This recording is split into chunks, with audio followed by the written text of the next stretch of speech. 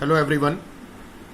आज हम आई सेक्शंस को स्टडी करेंगे और साथ में सिमेट्री का क्या रोल है with respect to I section, इसके बारे में भी स्टडी करेंगे। तो चलिए देखते हैं केस फर्स्ट, आई सेक्शन। इस आई सेक्शन को हम ध्यान से देखें तो इसकी सिमेट्रिकल एक्सिस एक ड्रॉ की जा सकती है। जैसे ये इसकी एक सिमेट्रिकल एक्सिस हमने ड्रॉ कर दी। इसकी एक और सिमेट्रिकल एक्सिस ड्रॉ की जा सकती है। अगर हम एक एक्सिस को इस तरीके से ड्रॉ कर दें तो ये भी इसकी सिमेट्रिकल एक्सिस होगी। इस केस फर्स्ट में हमने ये ध्यान दिया है कि मान के चलते हैं कि ऊपर ये जो लेंथ है, थोड़ी देर के लिए मान लेते हैं दिस इज 80 मिलीमीटर, और नीचे भी जो ये लेंथ है दैट इज 80 मिलीमीटर की, यानी कि ये जो ऊपर का साइज और नीचे का साइज जो ये रेक्टेंगल है, इन दोनों का साइज सेम है। तो ऐसे केस में जरा ध्यान से देखिएगा, ये जो एक्सिस है ये सिमेट्रिकल एक्सिस है और ये जो एक्सिस है ये भी सिमेट्रिकल एक्सिस है। क्योंकि अगर हम अलग से ड्रॉ कर लेते हैं इसको, जैसे आई सेक्शन बनाया तो ये ड्रॉ किया।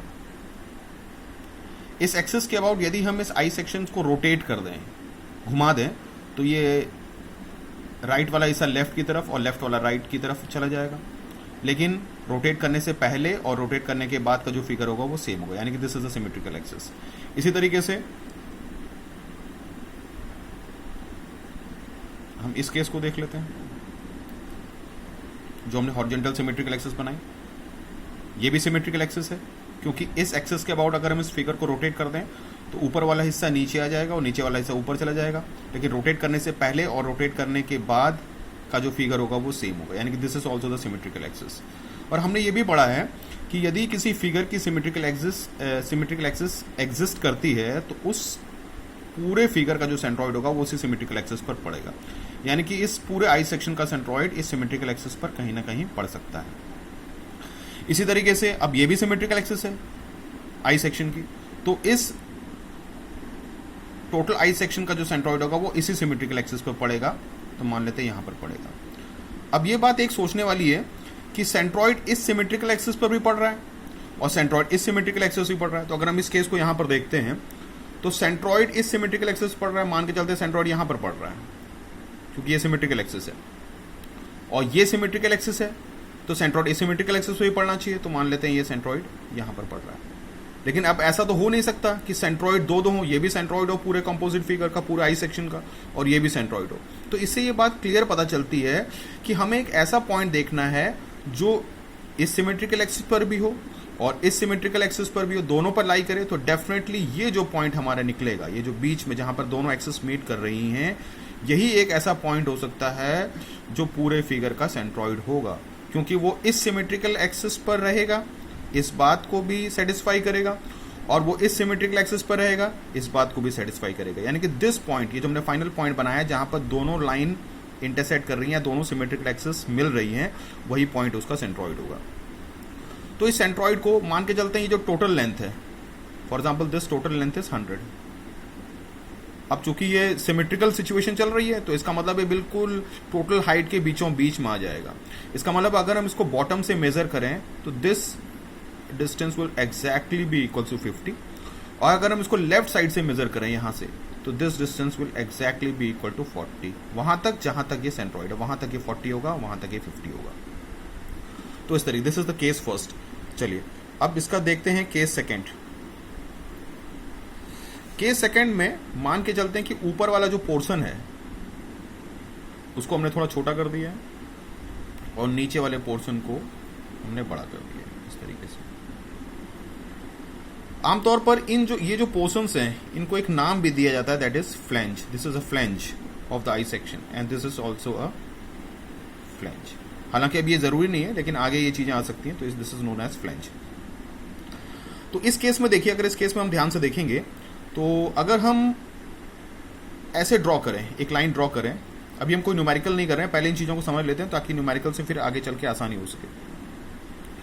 तो ये जो एक्सिस है ये सिमेट्रिकल एक्सिस है, तो इसका मतलब है इस पूरे आई सेक्शन का कंपोजिट फिगर का जो सेंट्रॉइड होगा, जो ओवरऑल सेंट्रॉइड होगा, वो इसी सिमेट्रिकल एक्सिस पर पड़ेगा। तो मान के चलते हैं यहां पर पड़ेगा, तो this will be the centroid. लेकिन अगर हम इस फिगर को फिर से देखते हैं, जैसे इस तरीके से देख लिया जाएगा, ये हमने देख लिया। अगर हम यहाँ पर कोई एक्सिस ड्रॉ कर दें, अभी हम ये नहीं कह रहे हैं कि ये सिमेट्रिकल है, मान ले चलो ऐसे ही कोई एक्सिस ड्रॉ कर दे रहे हैं, तो ये सिमेट्रिकल एक्सिस नहीं हो सकती।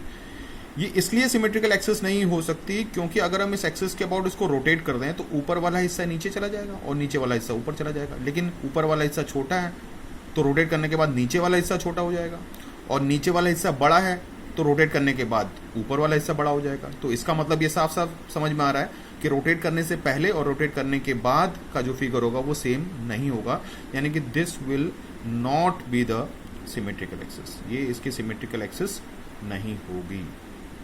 लेकिन ये जो होगी this definitely will be the symmetrical axis.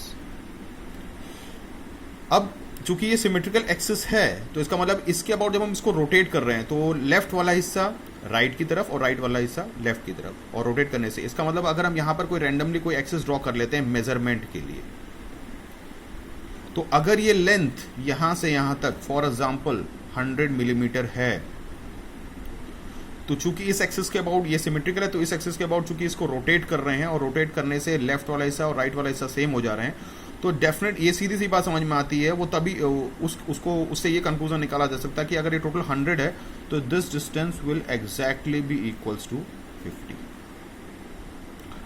अब इस केस में देख लेते हैं, मतलब केस सेकेंड ही चल रहा है, लेकिन इसकी जो सिमेट्रिकल एक्सिस नहीं है, तो मान के चलते हैं this length is 80, this length is 80।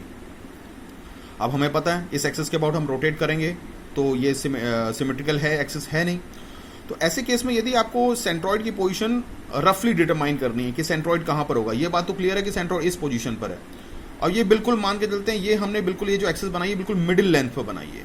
Middle length बनाने का मतलब है कि अगर हम यहां से इसको मेजर करें तो ये लेंथ होगी 40, बट लेकिन सेंट्रॉइड यहां पर नहीं है, इस जगह पर नहीं है, बस ये हमने मिडिल में कोई एक्सिस ले लिया जो कि सिमेट्रिकल एक्सिस नहीं है, एंड दिस डिस्टेंस इज 40।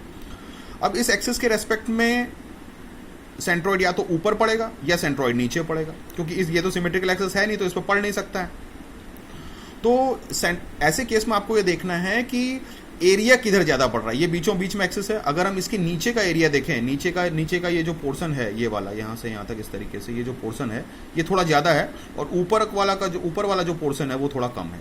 तो इसका मतलब, और सेंट्रॉइड थोड़ा स्वार्थी होता है, तो सेंट्रॉइड की ये सिचुएशन होती है कि वो उस तरफ जाएगा जहां उसको ज्यादा एरिया मिलेगा।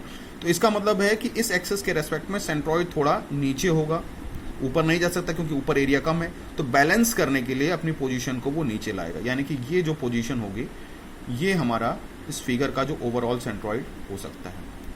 तो इसका मतलब है कि इस सेंट्रॉइड की पोजीशन अगर हम बॉटम से लिखें तो डेफिनेट से एक बात तो समझ में आ रही है कि वो 40 से कम होगा, मे बी वो 32 हो, मे बी वो 37 हो, वो कुछ भी हो सकता है। इसी तरीके से अगर हम केस थर्ड ले लें, अब आप समझ रहे होंगे केस थर्ड में हम लोग ऊपर के पोर्शन को बढ़ा देते हैं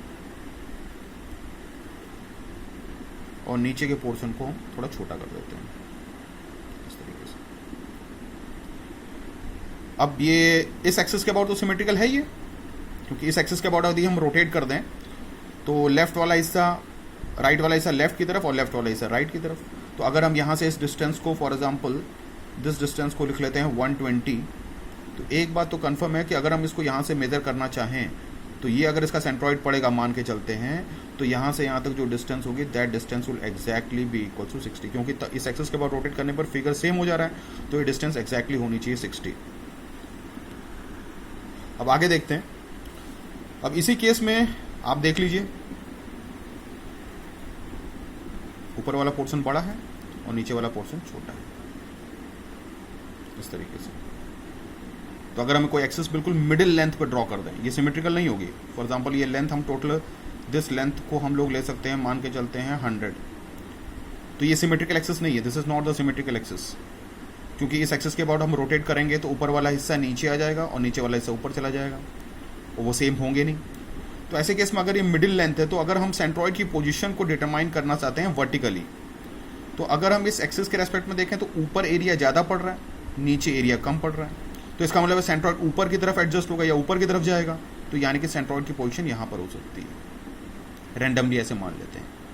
तो अगर चूंकि ये लाइन है बिल्कुल मिडिल लेंथ वाली लाइन है, तो ये इसकी तो पोजीशन बॉटम से 50 है, लेकिन अगर हम सेंट्रॉइड की पोजीशन को बॉटम से लिखना चाहते हैं तो इसका मतलब है कि ये length definitely this length will be equals to 50 plus, यानी कि 50 से ज़्यादा ही होगी, यानी कि ये जो पोजीशन है this is the overall centroid.